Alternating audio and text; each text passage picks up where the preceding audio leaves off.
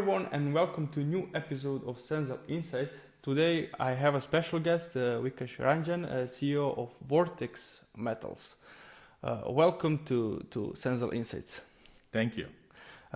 First of all, could you tell us more about yourself? You have an interesting career. You have experience in capital markets, and how did you come to mining, and especially junior mining? And of course, can you tell us about yourself? I'm happy to answer that question, but before I do, I would like to start by saying that great to be in Belgrade. Oh, thank you very much. Very nice city, great mix of old and new, and also because this is the hometown of Novak Djokovic. Yeah. The greatest tennis player ever to play. Big fan of Djokovic, big fan of tennis. So glad to be in Belgrade. Yeah. He is a national treasure. So Definitely national treasure. Yeah, definitely. You guys are lucky to have Novak. So coming back to your question, my background. So I come from India originally. About 23 years ago, I went to Canada, did my MBA. Oh, sorry, from what region of India? So I was in Mumbai at that time. Okay. I was working for a bank, and then I decided to do my MBA. Went to McGill in Montreal, did my MBA in finance, and then started to work for a bank for 4 years, and then decided to be on my own. Became an entrepreneur in capital markets. Last 15 years has been that journey, which is entrepreneurial journey in capital markets. My background is mostly capital markets, investment research. Currently, I am part of a merchant bank where we find early stage companies, growth companies, and we support them, we take them public, and in some cases, we take operational roles also. So this happens to be one of those special cases where this opportunity came to me through our co-founder, Michael Williams, who is a known mining executive, very, very successful, and we decided to partner. Vortex Metals was born in 2022, and it has been a public company for almost about 3 years now, focused on junior mining sector. We have projects in Mexico and Chile, copper, gold focused. I will explain that a little bit more in detail. Yeah, definitely. How did you come to be a CEO of Vortex? So as I mentioned, we find opportunities. Okay. And we put structure around those opportunities in a public company framework structure. Okay. And think of us as venture capital in public company arena.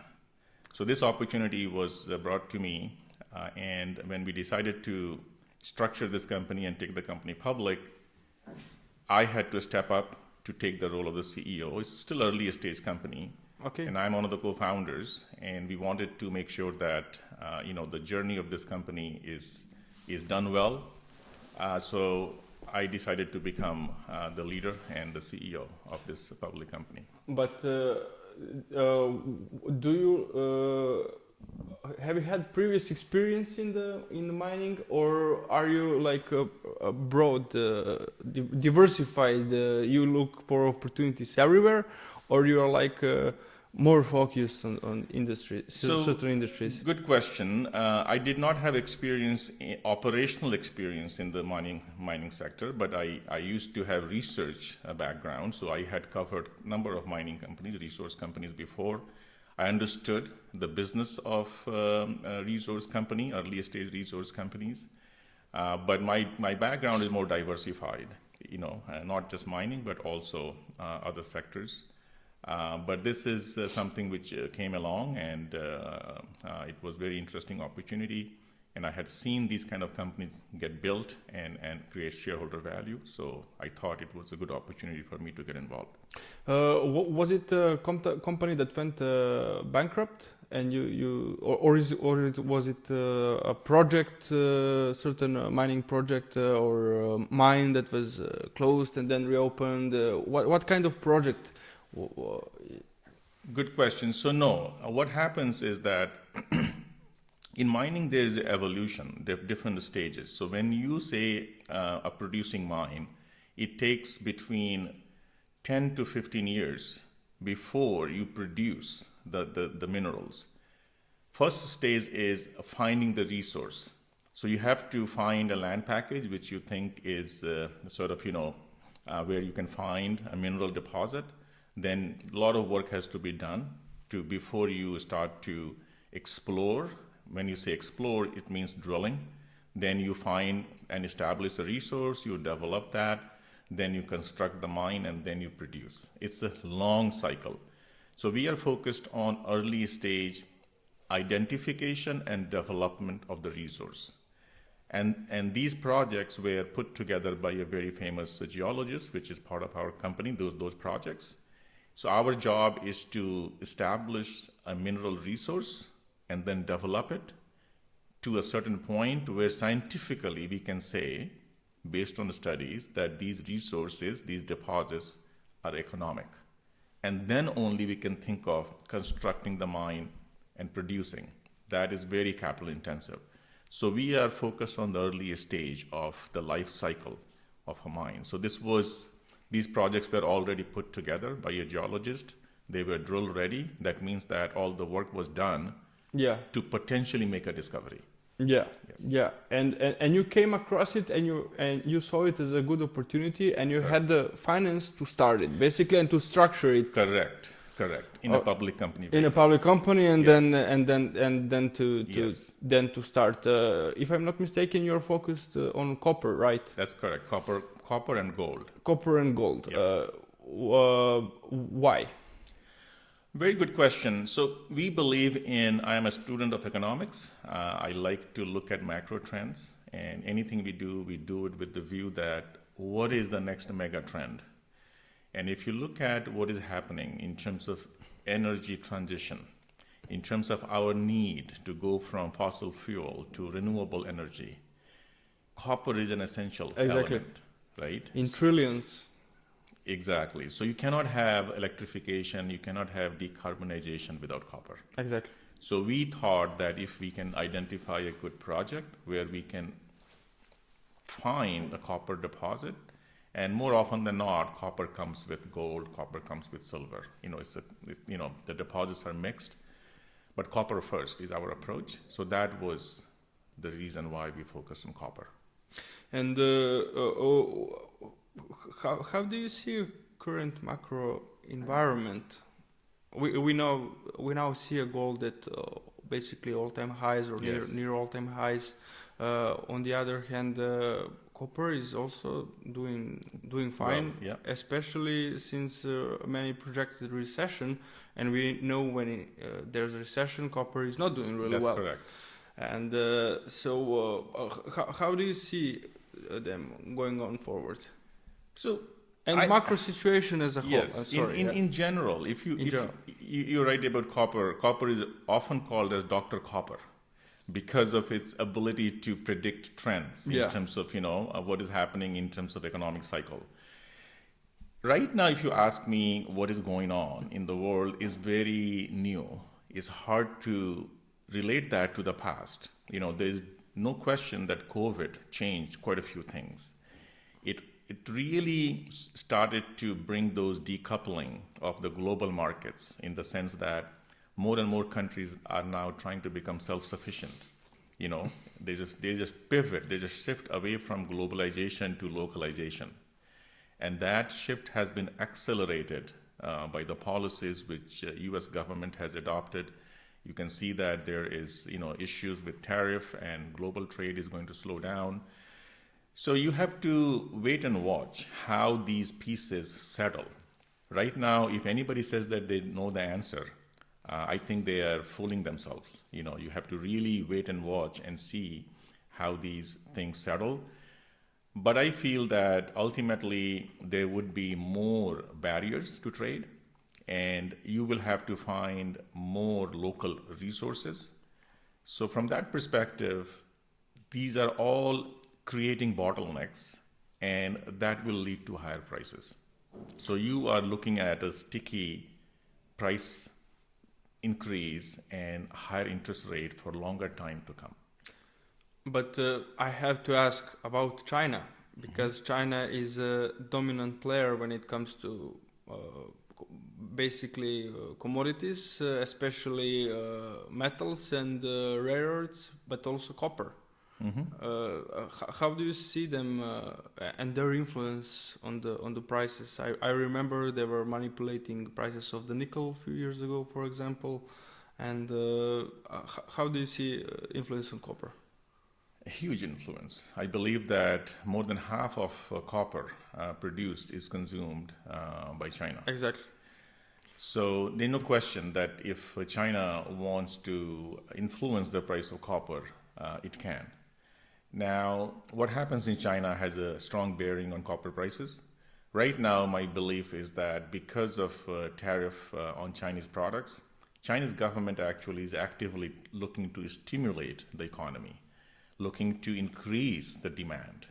So that means that if Chinese economy does well and has growth, that will be good for copper prices. In general, if you look at the world right now, yes, there are some recession fears in the US, but I'm not convinced that US will face a recession, maybe slow down. Other big economies like India, for example, is growing at a fast pace. So overall, if you ask me, I think we are looking into getting into a bull market for copper, not a bear market. Yeah, and as a macro guy myself, I have to completely agree. And I have to ask one question. I need to use the opportunity. How do you see India in all of this that's going on? Because from my perspective, it's in really good position because it has really good relationship with Western nations, and on the other hand, it's a member of BRICS. But also, I don't see them as having a same currency and sharing a currency with the Chinese, because in my view, and if we study history, relationship between India and China are complicated. Yes. And complicated, and that goes back longer than America exists. Yes. So that's my view. I wanted to hear from someone with much more knowledge on the topic. As you said, it's complicated. Between China and India, 2.8 billion people. So one third of humanity almost lives in those two countries. Exactly. And they are very old civilizations. Exactly. More than 5,000 years each. And there has been always a very strong relationship between those two countries, going back to the time of Buddha, even before. What I see is that there are different systems. They adopted different types of completely different, completely opposite. China, as you know, is a dominant one-party rule. Has done extremely well under that system. India, on the other hand, is a messy democracy. Yeah. It's more like a continent than a country. Exactly, more like a continent. Yeah. So, I come from India originally. I spent first 26 years of my life in India. So I have better knowledge about what is going on there. And I may be biased, but I think right now India is really shifted into a growth mode, has been in the last 20 years, but now it's really taking off. And it's services-based economy. It's not manufacturing-based economy. So as these tensions and sort of global shift happen, I think India is in a good position to take advantage. It has maintained its good relationship with pretty much all the countries. West as well as other countries, BRICS, as you said, going back to non-aligned movement. Right? You may remember from Yugoslavia days. Yeah. So I think it's a good strategy. And with China, yes, there was a problem 4 or 5 years ago. There was border issues, and the relationship hit a new low. But now I think they have resolved that, and trade is coming back. And both countries need each other, in my view. Yeah. And I think there will always be some tension, some competition, no question about that. But I think collaboration is also required. That's actually. Thank you very much. We definitely needed that perspective, especially since a lot of investors I know invest in India stocks. Yeah, Yes. because of in my view, this century is going to be Indian century. Very much so. The way it is setting up the last 20, 30 years was China's rise. Yeah. I think next 10, 20 years would be India's time to shine. Yeah. In terms of as a big country, there are lots of good countries, Exactly, yeah. fast growing countries, including But Serbia, for example. But just as a scale, you know. And as you said, it's a continent. It's 800, 900 different nationalities, languages. Lots of languages. More than I think like 300 plus languages. Yeah. Yes. I mean, it's a continent. Yes. And really dynamic. And I mean, if you look from the perspective, how many roads need to be built? How many ports? Imagine. Everything. Yes. And in China, it's pretty much built. Very good point. Very good point. So India needs all the raw materials, all the resources. Yes. Yeah, but culturally, it's also really different from region to region. What's really interesting, for example, there's like a high-tech region. There's a socialist mindset region. Places, That made me like I didn't know that. I only recently found out about it. So it's really dynamic and a lot of challenges, but a lot of upside potential. But we need to come back to Vortex. I completely went off topic. I'm sorry, but I think you will find this interesting.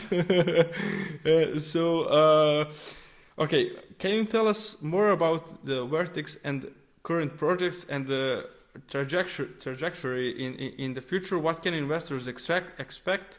And of course, why are we at the current market cap? Perfect. Which is a little bit above 5 million. Absolutely. Canadian dollars. Yes, absolutely. So before I get into Vortex, company, I want to say to the audience that think about the evolution of mining as I explained. You know, we, in a common language, what we are trying to do is really we are treasure hunting. We're looking for a treasure in a way.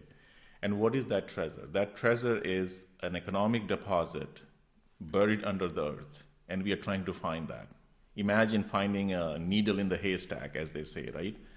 So there's a lot of science involved, a lot of luck involved also. So first you do is to find the land package, the mining region, which has the history of mining, you know, past historical mines. Those are the good places to go and try to find. So once you have identified that, then you have the process to locate that deposit, and then you develop it to a resource which is economic, can be proven to be economic, and then you construct the mine and then you produce. And in each cycle, there's different type of roles to play, and the valuation changes.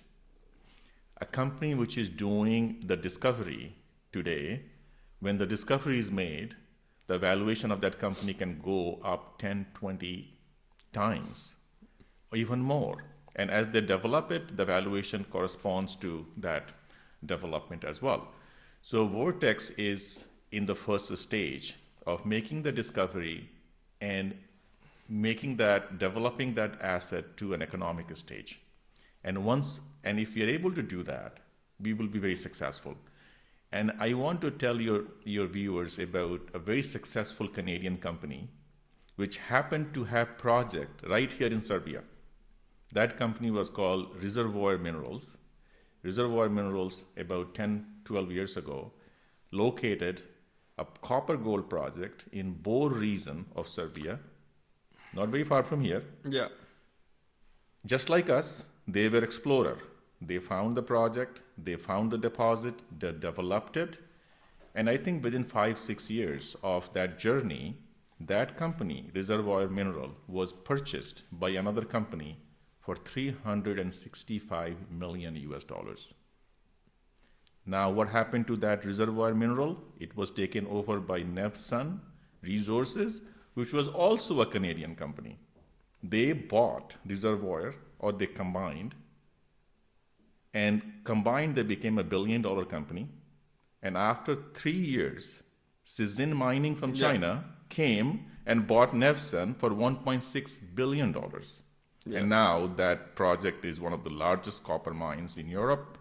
Boliden has received more than $2-3 billion investment from Zizin.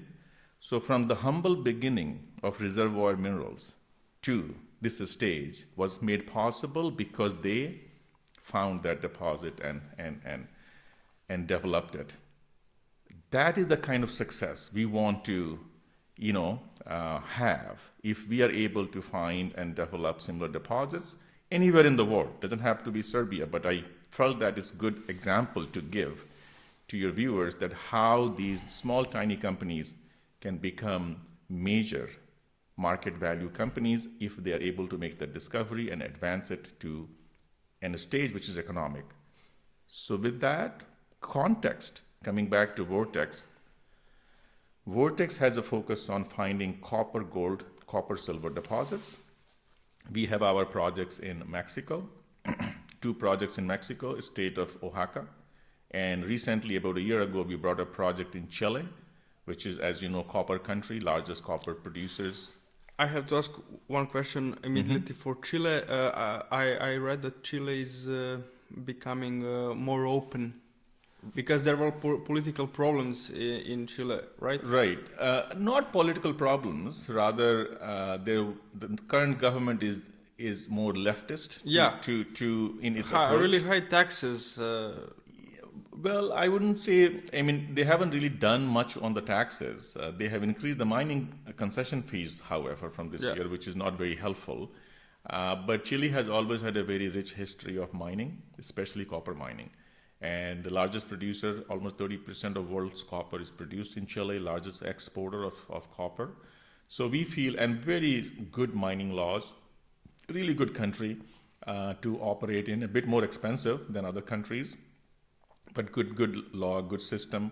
So we like Chile. We went there, we got a project, which is an option to acquire 80% in a copper project, which had a small mine on it already. It's producing. Our Chilean partners have been producing it for 7, 8, 9 years. And we felt that there's an opportunity to establish a bigger resource. So they have not done sophisticated analysis of how big this deposit could be. They have a small mineral deposit which they have been mining.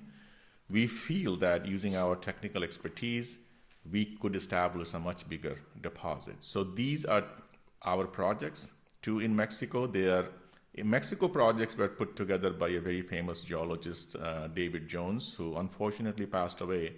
But he had discovered, big mine in Mexico called Los Filos, and he had put these mining package together. He had done a lot of work to get it to drill-ready stage. We are working on getting the permits so that we can drill and establish a deposit. In Chile, we already have the permits. We are drilling, actually. We did the first phase of drilling.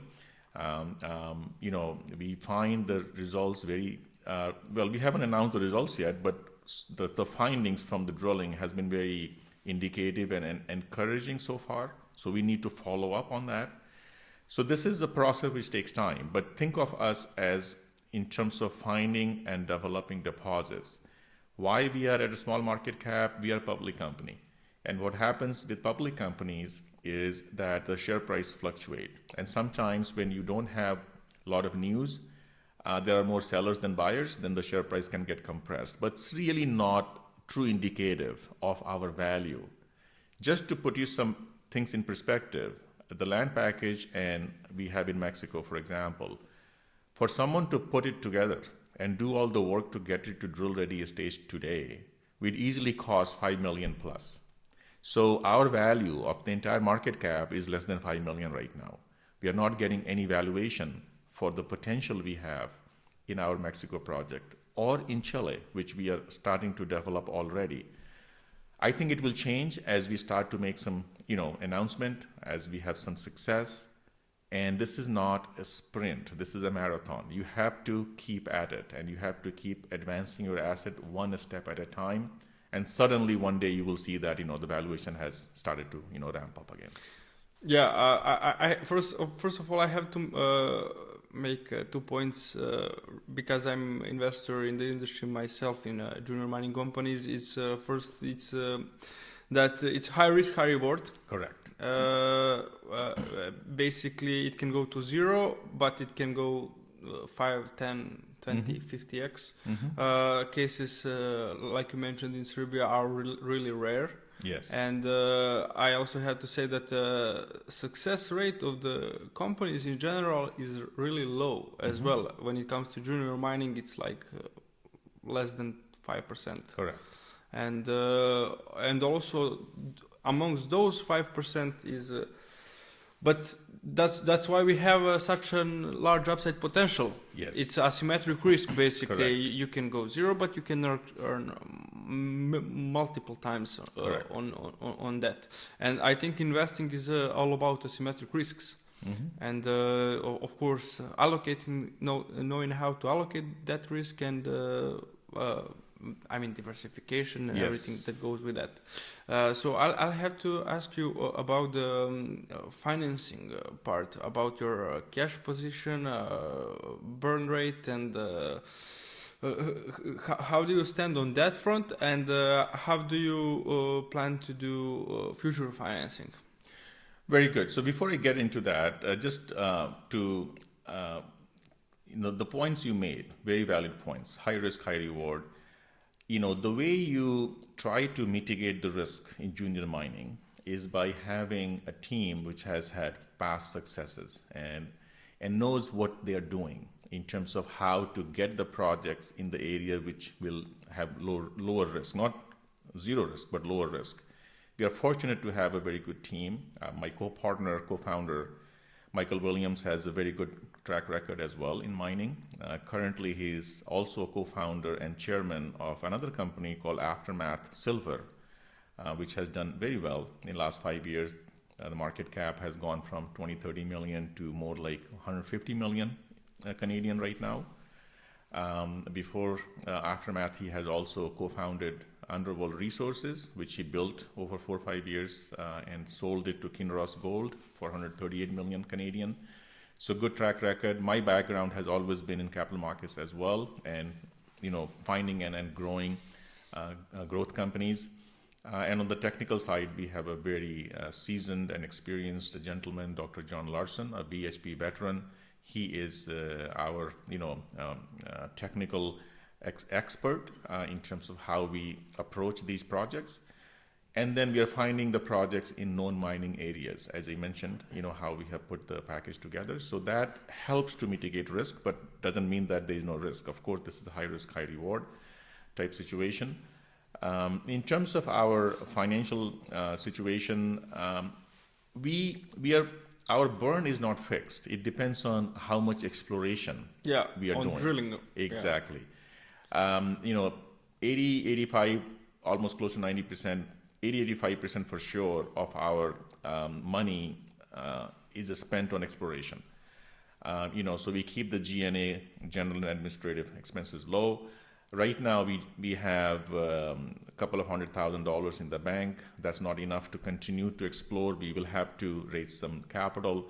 The way we do it is we look for opportunities when markets are better and more receptive.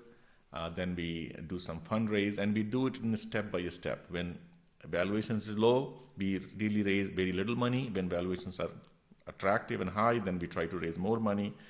So we always find that balance. So we will look to do that as we go forward. We are quite confident that for good asset, for good projects, we can raise capital. We have been able to do that in the past, and hopefully we can do that in the future. So what is your trajectory now? Let's say for the next few months, what should, as you said, there were no news, and obviously more sellers than buyers. So yes. What should investors expect in the future? Very good question. So first of all, we are at a very low market cap right now. As I mentioned, there was more selling pressure than buying, which has really knocked down the market cap. So good entry point for people who believe in us, and they can do their own research. But if they like what they read and find, this is a good entry point. In terms of catalyst, we have done first round of drilling. We will have results and interpretation of those results coming out soon. We also are hiring legal firms in Mexico to help us advance our permitting process. So hopefully in this year we have success in getting permits in Mexico, at least on one project where we got the community approval already, which means that the local community is in support of the project, which is very important, as you know, in mining. And we are also going to do more work on our Chilean project to identify more drill targets. And when we have all those, activities going on, there would be more news flow coming from the company next 30 to 60 days. We see more catalyst coming, and hopefully that will change the perception of our company. And as you said, burn rate depends, but how long until you need to raise additional capital, and how do you plan to raise that capital? We will raise some capital in next 30 to 60 days. Hopefully we will raise some capital. I don't know exact amount. It could be as low as $500,000 Canadian or as high as $1 million Canadian. But mostly we will look at what we need right now. And we feel quite positive and confident in our ability to raise the necessary capital to continue to function and continue to advance the projects. Okay, that's actually nice to hear. And can you tell me about the more about strategy? For example, what's the focus here? The focus. You have multiple projects. Mm-hmm. What is like your core focus? Is it Chile? Right now it is Chile, because we are permitted to drill, we are permitted to advance the projects in Chile. Having said that, as and when we get the permits in Mexico, those projects are ready to be drilled.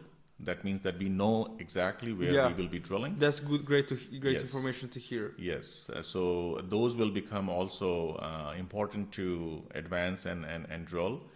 But that would most likely happen late this year or early next year. So we will kind of, stagger our development so that with limited capital, we can manage, projects. But remember, if we make discovery, if we establish a resource, our market cap also goes up, hopefully, considerably, and then we can raise capital at higher valuation. And then we will continue to invest in the projects. And can you tell me about the ownership of the company? How much is insiders? How much is public float? How much is like close investors? Yeah, so about 30% is held by insiders and close affiliates. And I would say another 10-15% is in the hands of family offices and institutional type, advisors who we know, who trust our strategy.